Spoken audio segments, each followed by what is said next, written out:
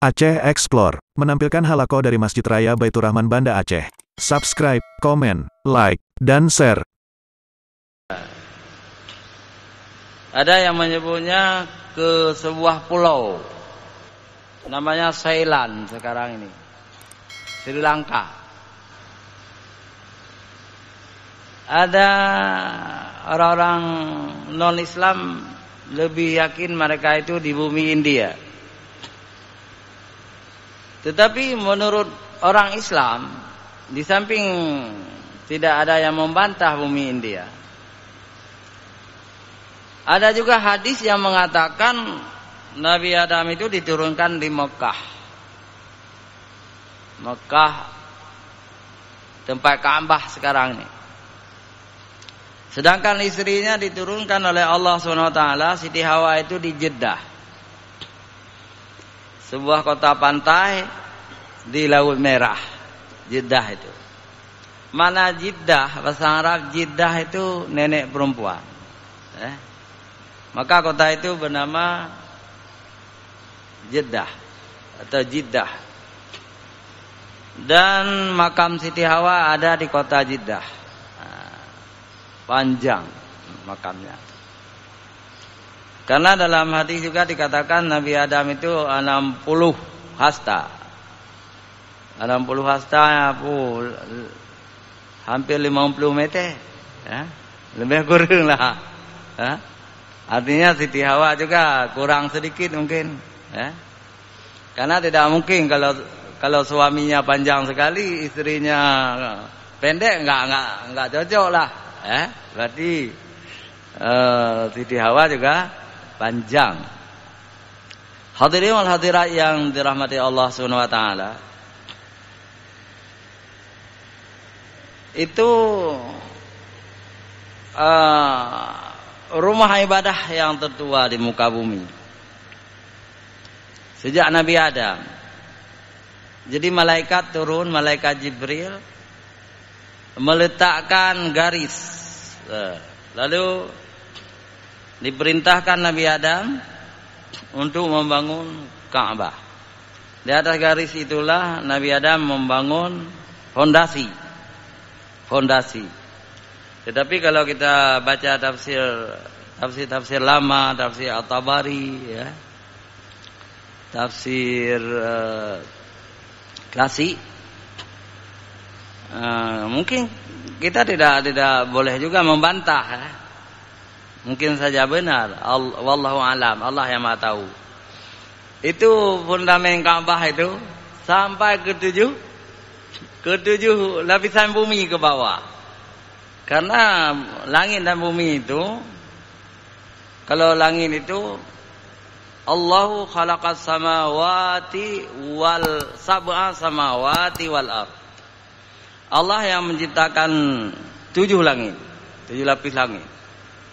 Wal ardi tidak disebut dalam Al-Quran 7 lapis bumi. Tetapi ahli geologi, ahli ilmu bumi mengatakan lapisan bumi juga 7. 7 juga. Jadi dikatakan dalam sejarah klasik, juga dalam tafsir klasik, malaikat membuat fundamen Ka'bah itu sampai ke 7 bumi. Artinya cukup dalam, ya. Tapi itu katakanlah sebuah sejarah, sebuah sejarah. Yang jelas kemudian Allah menghilangkan Ka'bah di atas permukaan bumi. Ya. Menurut sejarah, Ka'bah itu hilang setelah banjir Nabi Nuh. Dari banjir besar, seluruh dunia tenggelam. Ini menurut tafsir klasik juga, ya. Tafsir dulu, At-Tabari, tafsir lama. Nanti kita tanya sama ahli tafsir, ya. Sama Profesor Lademan, sama Dr. Mufakir Muhammad, itu akan diceritakan, ya. Tetapi yang ada dalam Al-Quran itu cerita tentang Nabi Adam itu tidak ada dalam Al-Quran. Tentang Nabi Adam pendiri Ka'bah itu tidak ada. Yang ada adalah Nabi Ibrahim dan Ismail. Nabi Ibrahim dan anaknya Nabi Ismail alaihissalam, kalau dalam Al-Quran juga tidak disebut sebagai pendiri, tapi diperintahkan oleh Allah kepada Nabi Ibrahim untuk mendirikan dasar-dasar Baitullah. Artinya merehabilitasi. Di atas fundament itu Nabi Ibrahim mengatur kembali dinding Ka'bah. Dinding Ka'bah itu dibuat oleh Nabi Ibrahim menurut sejarah dari batu-batu. Batu disusun. Bagaimana direkat wallahu alam kita tidak tahu. Yang jelas batu itu tersusun itu sekitar 2 meter di zaman Nabi Ibrahim, 2 meter. Dan dalam Al-Quran ketika Nabi Ibrahim dan Ismail menyusun batu-batu itu, Nabi Ibrahim berdiri di sebuah batu. Itu dekat dengan dindingnya, dengan dinding Ka'bah. Tempat Nabi Ibrahim berdiri itu dalam Al-Quran disebut maqamu Ibrahim. Tempat berdiri, makam itu bukan kuburan. Tetapi makam itu tempat berdirinya Nabi Ibrahim menyusun batu-batu itu. Maqamu Ibrahim. Makam Ibrahim. Dan makam Ibrahim juga tanda-tanda kekuasaan Allah juga. Itu sangat dekat dengan dinding Ka'bah waktu itu. Tapi sekarang makam Ibrahim dengan dinding Ka'bah itu sampai 5 meter ya. 5 meter. Kenapa jauh? Menurut sejarah Sayyidina Umar, khalifah kedua, Amirul Mukminin Umar bin Khattab memerintahkan untuk menggeserkan supaya tawafnya tidak terganggu.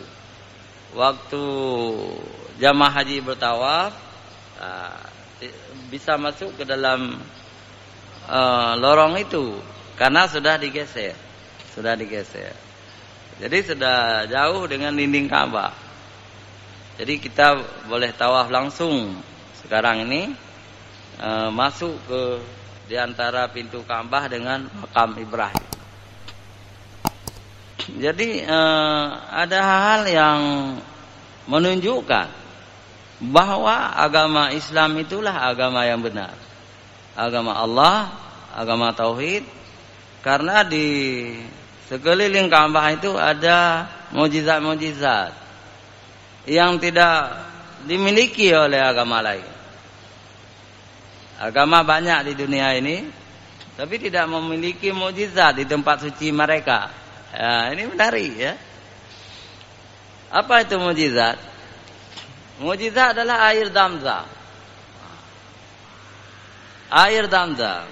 Jadi keluar air Zamzam pertama waktu Nabi Ismail masih kecil. Masih bayi. Jadi Siti Hajar butuh air. Ingin mencebok anaknya, memandikan, memberi minum. Tidak ada air. Air yang dibawa dari Palestina 1 gerabah itu sudah habis. Sedangkan suaminya Nabi Ibrahim sudah pulang. Wajarlah seorang ibu karena cintanya kepada sang bayi berdoa kepada Allah, ya Allah berilah air. Dia berlari-lari dari Bukit Safa ke Bukit Marwah, bolak-balik sampai 7 kali. Dia naik ke atas bukit kecil itu. Apa tujuannya? Siapa tahu ada musafir yang lewat, mau dipanggil oleh Siti Hajar. tolonglah kami, berilah air kepada kami. Tetapi tidak ada satu orang pun, tidak ada musafir, tidak ada yang lewat. Nah, jadi bolak-balik dia. Akhirnya berdirilah sosok misterius. Ada yang menyebutnya menyerupai dirinya seperti manusia. Itu adalah malaikat Jibril. Nah, malaikat Jibril. Wahai ibu, wahai Hajar, jangan engkau gelisah. Doamu sudah dikabulkan oleh Allah. Lalu Jibril dengan sayapnya memukul tanah dekat kaki sang bayi. Akhirnya keluarlah air. Lalu dilihat mata air mencurat dari tanah. Siti Hajar lari ke situ, air itu semakin banyak. Lalu dikatakan Zamzam. Mana Zamzam dalam bahasa Arab klasik, ya, bahasa Arab zaman dulu. Berhenti. Nah, dalam hadis disebutkan kalau Siti Hajar tidak menyebutkan berhenti, itu bisa menjadi sungai. Akan terus menerus keluar air Zamzam itu. Tetapi Allah menerima permintaan Siti Hajar juga tidak mengalir lagi. Berhenti di situ. Kemudian dalam sejarah sumur ini juga pernah hilang lagi, tidak bisa digunakan. Kenapa hilang sumur yang luar biasa ini? Ada dua sebab. Yang pertama, terjadi perang antara saudara. Mereka itu bersaudara, anak-anak keturunan daripada Nabi Ibrahim dan Ismail, kemudian merebut kekuasaan. Itu. Karena perang saudara, akhirnya orang-orang dari Yaman, suku Mamalik, justru mengusir yang memiliki negeri keturunan Nabi Ismail itu terusir. Mekah dikuasai oleh orang yang menjajah. Orang-orang menjajah itu adalah orang-orang kafir. Nah, jadi rahmat yang besar itu dicabut oleh Allah. Sumur Zamzam itu hilang. Bagaimana cara Allah menghilangkan? Ada badai besar. Jadi badai besar itu angin sangat kencang. Itu pasir itu, gunung-gunung pasir itu terbang ke situ. Terbang situ, terkumpul pasir yang sangat banyak, masuk dalam sumur. Sumur itu tertutup. Jangankan sumur, bangunan Ka'bah yang zaman itu cuma 3 meter juga hilang. Sedangkan gunung itu 15 meter. 15 meter bukit pasir. Siapa bisa mencari di mana? Di mana Ka'bah? Di mana tempat-tempat yang suci itu tidak tahu lagi. Allah sudah menutup kepada orang-orang kafir itu. Itu berapa tahun? Antara Rasulullah Nabi Muhammad SAW dengan Nabi Ibrahim itu 5.000 tahun, lebih kurang, ya, 5.000 tahun. Atau kita kurangi 2.000 tahun, nah, tidak sampai 2.000 tahun antara Nabi Muhammad dengan Nabi Isa itu 173. Katakanlah lebih kurang 4.500 tahun. Itu lebih kurang. Tidak ada lagi Ka'bah, tidak ada lagi sumur Zamzam. Kapan ditemukan sumur Zamzam? Itu ketika kakek Rasulullah buci Rasulullah. Abdul Muthalib bermimpi, mimpinya terus menerus 3 malam, hal yang sama, diperintahkan, itu namanya ilham, ya. Ilham bukan wahyu. Allah memberi ilham walaupun kepada orang kafir, itu ilham, ya. Jangankan kepada orang kafir, Allah juga memberi ilham kepada makhluk lain seperti lebah.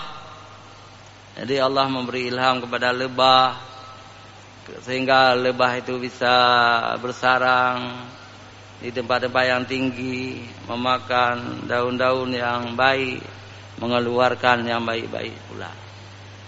Jadi ilham juga pernah diberikan oleh Allah Subhanahu wa taala kepada ibu Musa, kan? Kepada ibu Nabi Musa untuk melepaskan Musa kecil di dalam tabut, dalam tung, untuk dihanyutkan dalam sungai Nil. Itu ilham. Ilham bukan wahyu. Wahyu hanya diberikan kepada para rasul dan para nabi. Hadirin wal hadirat yang dirahmati Allah Subhanahu wa taala, Abdul Muthalib itu kakek Rasulullah, ya. Diberi ilham oleh Allah lewat mimpi. Abdul Muthalib menggali kembali, kemudian dapat, ya, dapat sumur Zamzam itu. Nah, itu ceritanya panjang, nanti kita ceritakan. Yang jelas karena beliau yang menggali, ya, untuk mengurus itu butuh orang-orang kuat, pemuda-pemuda, sehingga beliau bernazar supaya diberi anak laki-laki yang banyak, sehingga Allah juga mengabulkan doa dari Abdul Muthalib. Abdul Muthalib itu banyak anak laki-lakinya, sampai ada yang menyebut 10 orang, ada yang menyebut 12 orang. Nanti paman-paman Rasulullah itu ada yang beriman, ada yang kafir. Tetapi tugas mereka membantu ayahnya mengelola manajemen sumur Zamzam dan manajemen Ka'bah. Karena banyak sekali pengunjungnya, Ka'bah juga harus ada manajemen yang baik, memberi air, memberi makanan, mengatur tempat-tempat mereka tidur di malam hari. Itulah manajemen. Jadi manajemen masjid itu sudah ada sejak zaman dulu. Nah, untuk apa manajemen itu? Supaya masjid itu memudahkan jamaahnya. Saya tadi dipesan oleh bagian dalam pengurus masjid supaya menekankan kepada jamaah kita untuk patuh, ya, kepada pengurus masjid. Karena capek sekali mengatur manusia, ada yang batat-batat, ya, walaupun sudah diberi pengumuman. Yang paling melanggar sekarang ini adalah orang-orang muda, ingin selfie di depan masjid dengan pakaian yang agak ketat. Itu tidak cocok. Dalam Al-Quran, kalau kita pergi ke masjid itu disuruh menggunakan pakaian yang sopan, pakaian yang longgar, pakaian yang kalau warna putih itu cukup banyak pahalanya. Dan hindari warna-warna dan foto gambar-gambar di baju. Ini kepada anak-anak muda. Yang ada tulisan bahasa Inggris, bahasa apa-apapun yang ada di belakang, di depan, gambar-gambar di baju itu enggak usah pakai pergi ke masjid. Kemudian hal lain juga cara parkir yang baik, ya. Itu sebenarnya tidak perlu lagi, sudah semua kita tahu. Semua kita tahu. Dan kebakaran masjid kebakaran mobil itu sudah diselidiki oleh polisi, itu memang murni, bukan dibakar oleh orang, tapi murni karena korsleting bateri, wallahu alam, di dalam sudah takdir, ya. Dan pemiliknya juga sudah ikhlas, takdir, naas, ya. Semoga Allah menggantikan yang lebih baik dari itu. Ketika jamaah pergi ke masjid untuk salat subuh, kemudian hartanya musibah, Allah akan menggantikan yang lebih baik lagi, insyaallah. Hadirin wal hadirat yang dirahmati Allah. Jadi Ka'batullah itu yang ada di kota Mekah itu adalah rumah ibadah terbesar di dunia. Jadi Islam memiliki rukun yang kelima, naik haji ke Baitullah bagi yang mampu. Jadi sudah diakui oleh PBB, Persatuan Bangsa-Bangsa atau UNO, belum ada perkumpulan manusia sampai 3 juta, 4 sampai 5 juta. Agama Kristen tidak mampu mengumpulkan sebanyak itu. Apalagi agama Yahudi. Memang agama Yahudi penganutnya kecil. Agama Buddha, Hindu, komunis, ya, tidak mampu mengumpulkan setiap tahun sampai 4-5 juta. Tidak mampu agama lain. Diselidiki oleh psikolog internasional, ahli-ahli jiwa, ahli agama, orang-orang Amerika, Inggris, Perancis. Ternyata orang datang ke Mekah menunaikan ibadah haji bukan karena promosi wisata yang hebat,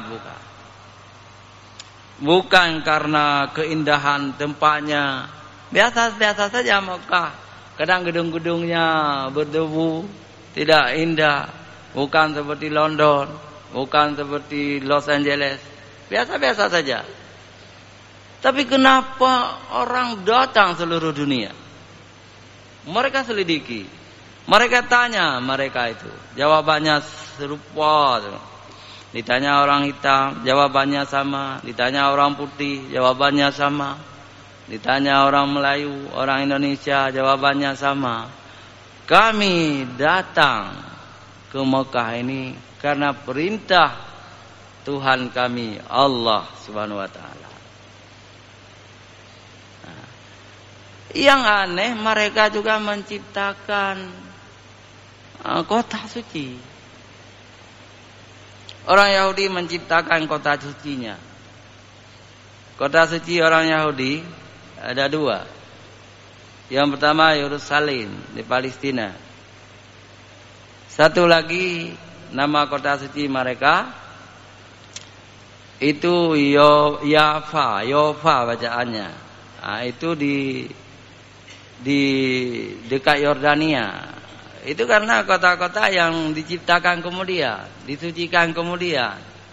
Di Taurat tidak ada. Kecuali Yerusalem memang ada di Taurat. Tetapi Yerusalem tidak dikuasai lagi oleh mereka. Tidak dikuasai oleh Yahudi. Jadi UNESCO, badan internasional, mengakui Yerusalem itu bukan milik Yahudi, bukan milik Nasrani, tetapi milik umat Islam. Milik kita juga. Kota suci ketiga kita.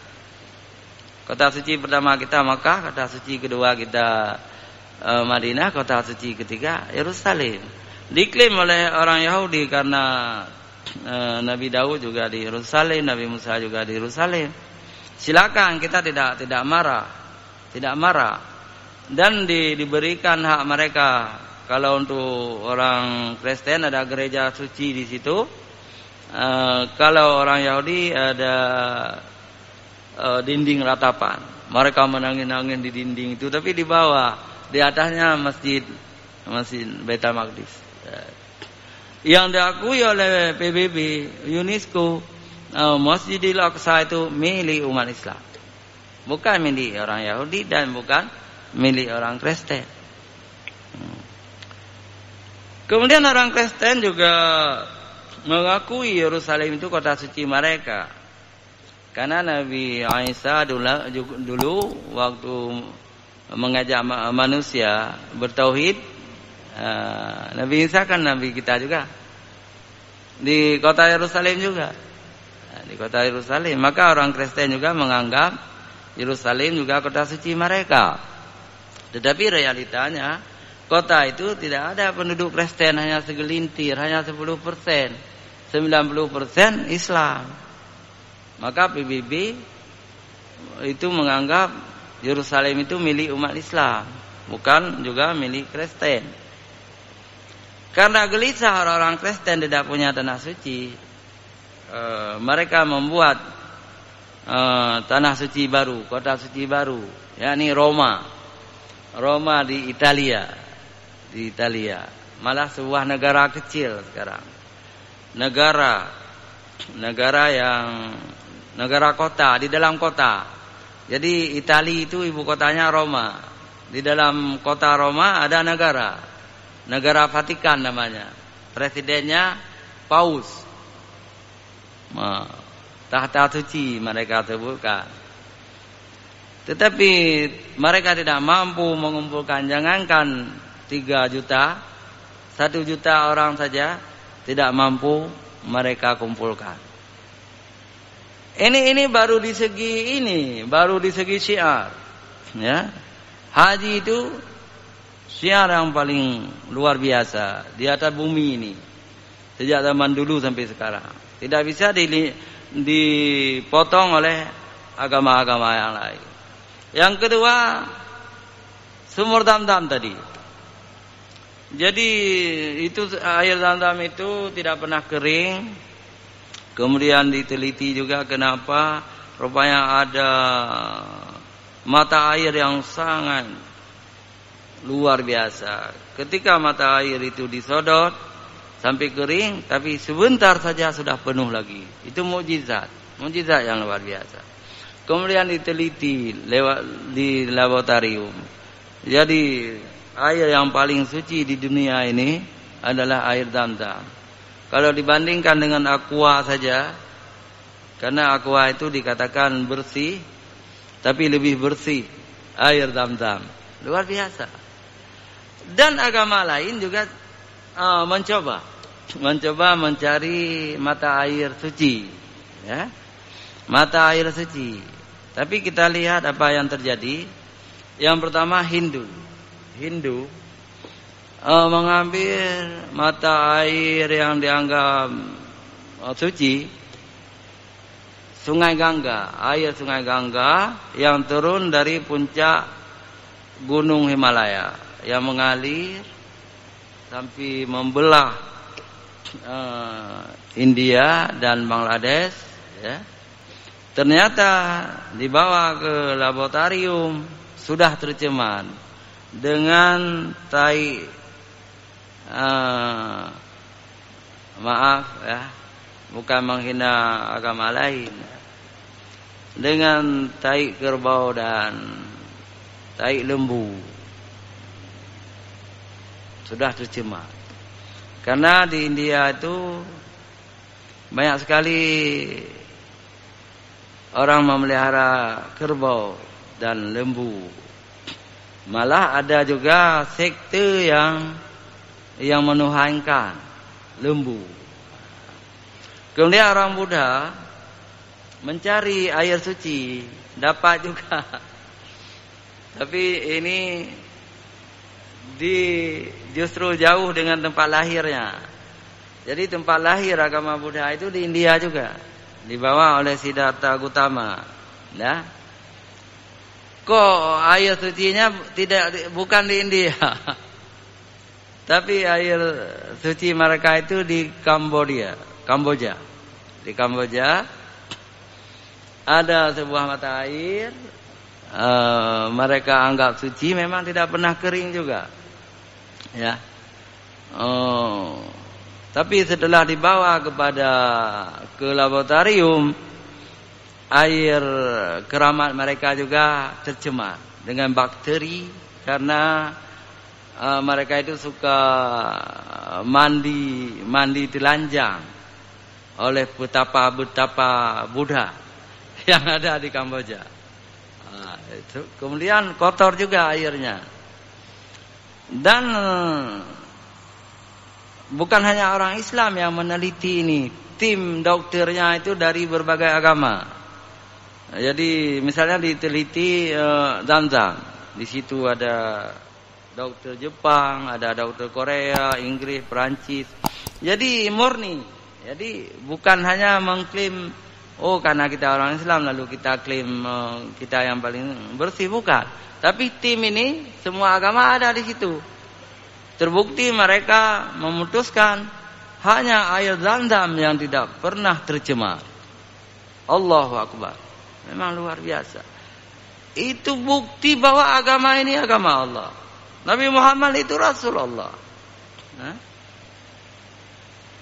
Kalau orang-orang lain mencari tempat yang rendah, misalnya di Kamboja itu mata airnya memang di tempat yang rendah, di sawah-sawah, sekelilingnya sawah, ada sungai besar.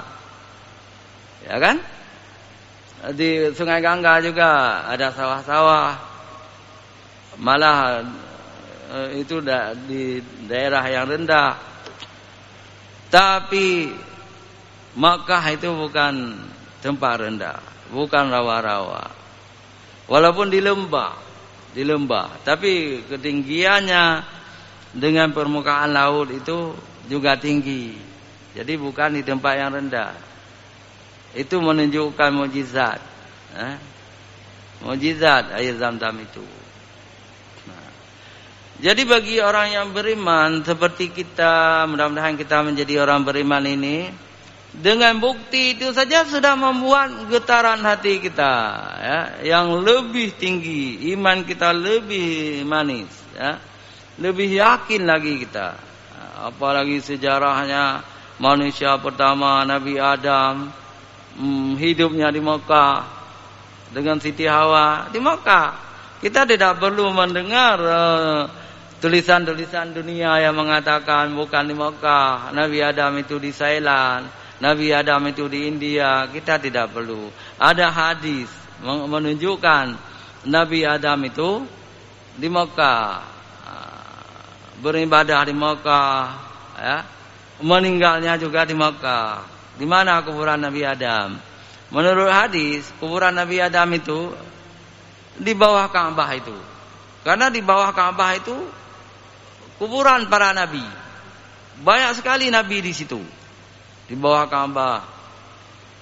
Tapi kita tidak tahu lagi di mana. Sampai Hajar di situ, Ismail di situ. Di bawah Ka'bah.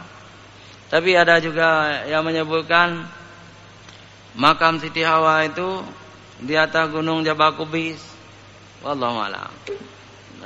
Wallahu a'lam, kita tidak tahu, ya, di mana yang sebenarnya. Itu tidak penting. Yang penting yang harus kita imani adalah Nabi Adam itu adalah rasul pertama, nabi pertama. Umatnya siapa? Umatnya anak-anaknya, umatnya cucu-cucunya. Walaupun ada yang menyebutkan Nabi Adam itu bukan rasul pertama, tapi nabi pertama. Nabi dengan rasul itu beda. Menurut sebagian ahli tafsir, rasul pertama adalah Nabi Nuh alaihissalam. Tetapi Ahlussunnah wal Jamaah mengambil Nabi Adam adalah nabi dan rasul pertama. Nabi dan rasul pertama, Nabi Adam alaihissalam. Beda dengan orang-orang antropologi, justru Nabi Adam itu bukan manusia pertama.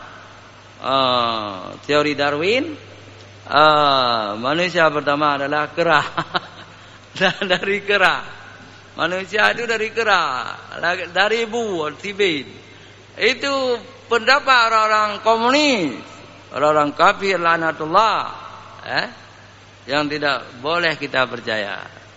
Bagi kita dalam Al-Quran, manusia ini adalah Adam, itu manusia pertama, dan Siti Hawa perempuan pertama. Dalam hadis dikatakan Nabi Siti Hawa itu diambil dari tulang rusuk. Dari tulang rusuk Nabi Adam. Tapi ada juga analisis kemudian orang-orang perempuan itu menolak, menolak. Tapi kan Allah itu Maha Pencipta, ya. Karena tidak disebutkan dalam Al-Quran Siti Hawa itu dari mana, hanya dalam hadis. Tapi Allah kan bisa juga setelah menciptakan seorang laki-laki menciptakan juga seorang perempuan. Tidak perlu ayah, tidak perlu ibu. Nabi Adam tidak ada ayah, Siti tidak ada ibu, begitu juga Siti Hawa tidak ada ayah, tidak ada ibu, diciptakan dari tanah, ya. Kemudian itu antara Adam dan Nabi Isa itu diperkirakan itu 20